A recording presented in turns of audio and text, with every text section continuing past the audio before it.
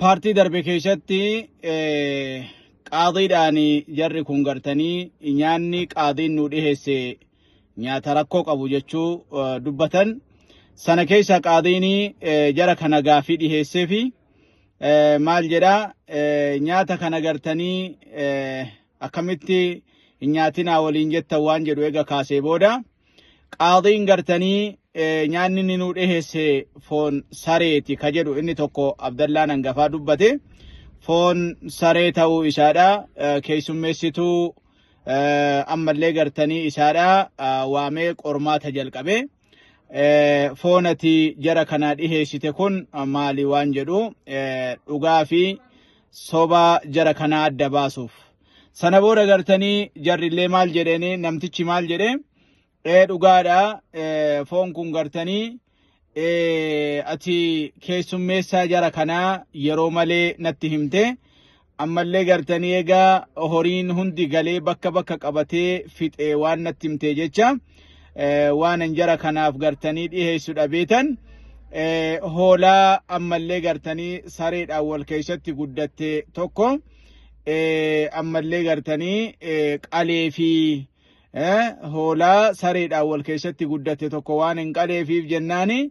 tarii gartanii qaamni tokko ka hoolaa kanaadha sareerraa tahuu ni dandaha anis akkasumattan gartanii itti amana jedhee jecha namtichaa kana mirkaneesse jechuudha. Gaafii lammaffaatiin ammoo warra biddeena dhiheesse fi qormaata dhiheesse warri biddeena dhiheessan ammoo eessa tolfamee eenyu tolchee akkamitti tolche jedhee qaadiin gaafii dhiheessinaan dhugaadha dubartii gartanii kaadima keenyaa tokko ka ammallee dahuudha kaatu ji'a 10 geessetu ji'a 9 ol dabartetu ammallee gartanii tolchitee sirriidha kaadima warra kaan dhabneetu isii dirqamsiifne ka jedhanuun deebii deebisaniifi kunillee dhugaa tahuu akkasitti jecha jaraarraa mirkaneesse. Ka sadaffaa irratti gartanii ani gartanii ilma gartanii abbaa malee yookaan ilma zinaa tahuu kiyya ammoo maalirraa argitanii murteessitan jedheeni jennaani ilmi gartanii qajeelatti dhalate bakka gaariidhaa dhalate abbaarraa dhalate keessummaa isaatiif kabaja qabaa. Asiin keessummaa keessummeessaa asiin ammoo qeexxuu yookaan gartanii basaastuu keessummaa ofii jala kaahuu jechuun gochaa fokkataa akkanaa ka iccitii gartanii keessummaadhaaf funaantu aybii keessummaadhaaf funaantu kaa'uu kana namni kana hojjetu hin jiru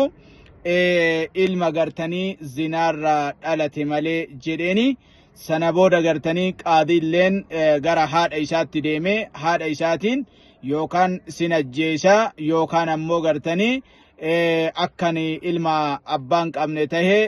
naa himuu qabda jennaan dhugaadha jetteeni haati akka inni itti gartee zina